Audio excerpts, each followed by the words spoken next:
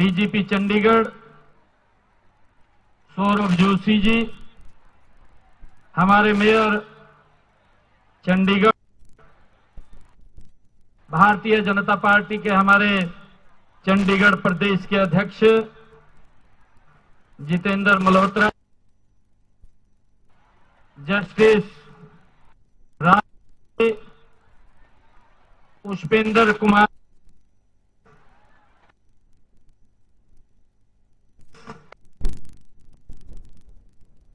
जी, IPS Jitendra Malhotra ji, justice Rajmohan जी, Pushpendra Kumar ji IPS, Rajiv Ranjan जी IPS, Shrimati Kanwardeep Kaur ji IPS, Kanwardeep जी director Angeles, Shri सारांश टंडन जी और हमारे यूटीसीए के सभी पदाधिकारीगण और उपस्थित देश के विभिन्न हिस्सों से आए हुए हमारे होनहार खिलाड़ी, क्रिकेट प्रेमियों, आप सबका मैं इस चंडीगढ़ आगमन पर बहुत बहुत स्वागत और अभिनंदन करता हूं। आज सभी महानुभाव इस कार्यक्रम के अवसर पर उपस्थित हैं। आप सबका भी मैं दिल से आभार व्यक्त करता हूं। साथियों, आज एंजलर्स गली क्रिकेट टूर्नामेंट के इस उद्घाटन अवसर पर आप सभी के बीच उपस्थित होना, ये मेरे लिए भी गर्व की बात है। साथियों, आज मुझे उस युवा शक्ति के बीच में आने का मौका मिला है जो अपनी उपलब्धियों से देश का नाम रोशन कर रहे हैं। साथियों, यह खेल उस नई पीढ़ी का उत्सव है जो अपने परिश्रम, अनुशासन और संकल्प से भारत को नई ऊंचाइयों तक ले जाने के लिए साथियों तैयार है। यह आयोजन करने के लिए मैं विशेष रूप से चंडीगढ़ प्रशासन व चंडीगढ़ पुलिस की सराहना भी करता हूं। और युवा साथियों, आप दोहरी सराहना के पात्र हैं क्योंकि आपने इस आयोजन का जो थीम रखा है वो थीम है बल्ला घुमाओ और नशा भगाओ। साथियों, आपने जो इस आयोजन का ये थीम रखा है, इसे नशा मुक्ति से आपने जोड़ा है। मैं इसके लिए आपका धन्यवाद भी करता हूं। साथियों, नशे की कहानी केवल उस बुजुर्ग तक खत्म नहीं होती। आज यह पूरे समाज के सामने साथियों एक चुनौती बन चुका है। हम देख रहे हैं पंजाब के अंदर क्या दुर्दशा, पर उड़ता पंजाब जैसी फिल्में तो हम सब ने देखी हैं। साथियों, दूसरे राज्यों से भी हजारों युवाओं को नशा मुक्ति केंद्र का सहारा भी लेना पड़ता है। इसलिए हमें नशा मुक्ति के लिए विशेष अभियान चलाए जा रहे हैं। साथियों, यह बल्ला घुमाओ नशा भगाओ थीम भी इसी अभियान का एक हिस्सा है, क्योंकि खेल में वह ताकत है। साथियों, खेल में वो शक्ति है जो युवाओं को, उनकी ऊर्जा को साथियों अच्छे कामों में लगाने की ये प्रेरणा देता है। साथियों, युवा शक्ति को राष्ट्र शक्ति भी कहा गया है। इसे नशे से दूर रखकर इसकी ऊर्जा को राष्ट्र के विकास में लगाना बहुत जरूरी है। जरूरी इसलिए भी है साथियों, देश के यशस्वी प्रधानमंत्री आदरणीय नरेंद्र मोदी जी ने एक संकल्प विकसित भारत 2047 का लिया है। आप साथियों खिलाड़ी हैं, खिलाड़ी के साथ साथ इस देश के आप लोग भविष्य निर्माता भी हैं। साथियों, जब आप मैदान में उतरते हैं तो आप केवल एक मैच नहीं खेलते, बल्कि आप अनुशासन, टीम वर्क, नेतृत्व और संघर्ष भावना को आप जीतते हैं।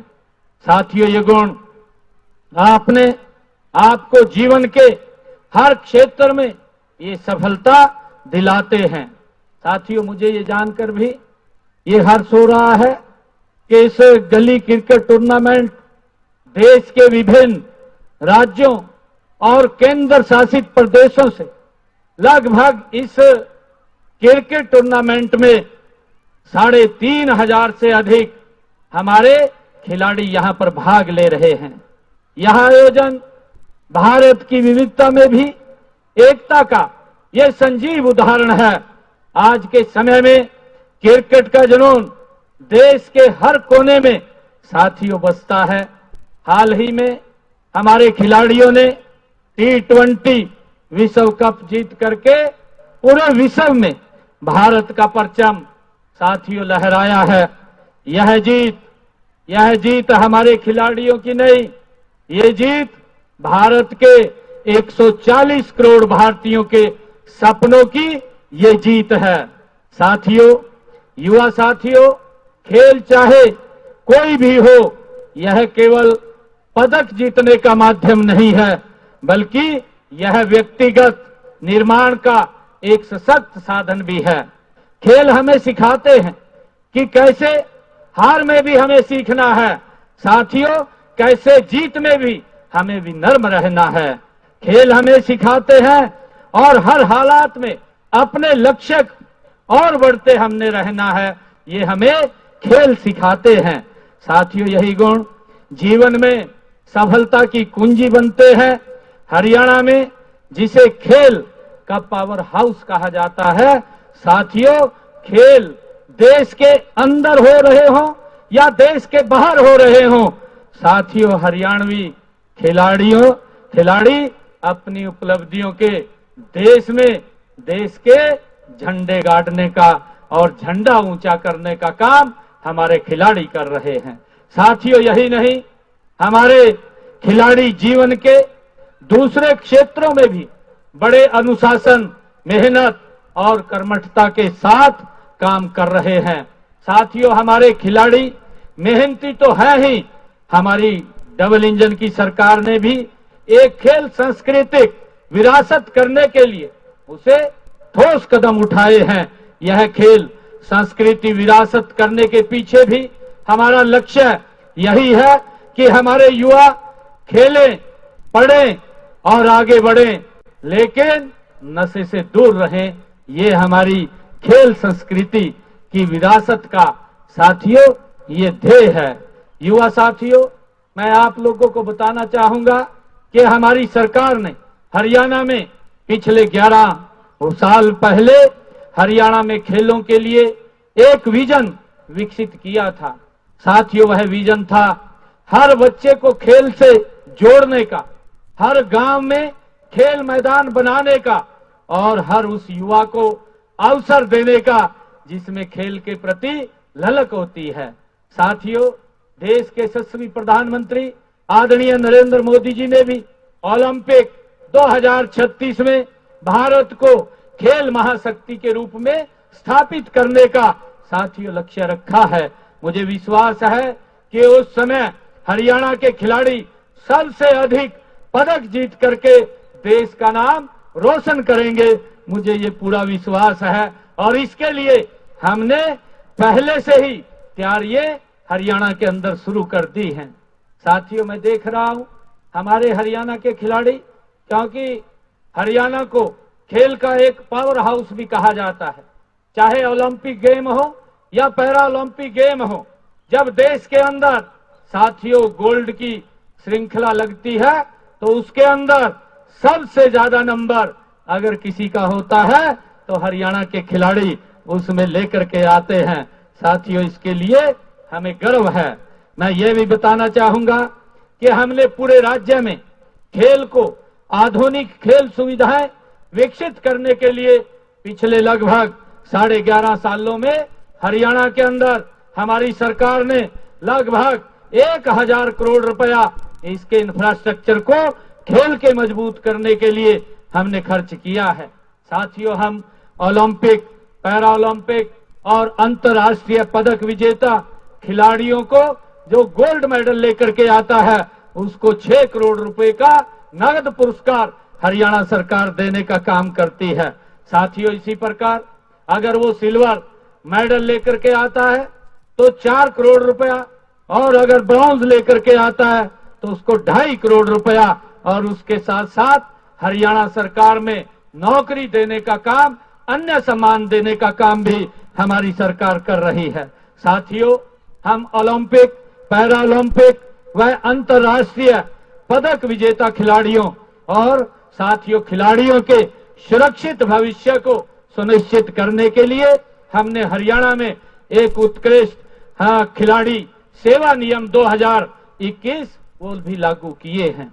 इनके तहत खेल विभाग में हमने लगभग 550 नए पद भी सृजित करने का काम ये हमारी सरकार ने किया है। और मुझे खुशी है बताते हुए कि हमारे हरियाणा के जो खिलाड़ी मेडल लेकर के आए हैं उन खिलाड़ियों को सरकारी नौकरी, लगभग 231 खिलाड़ियों को हमने सरकारी नौकरी देने का काम भी किया है।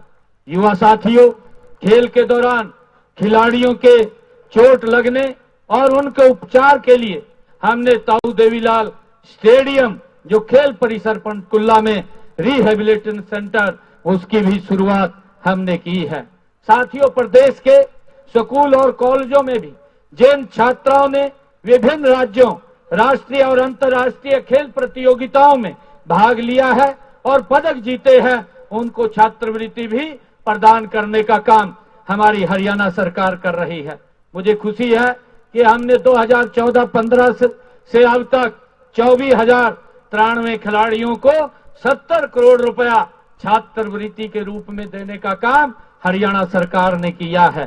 साथियों सरकार और समाज दोनों ही स्तर पर आज खेल को बढ़ावा देने की जरूरत है।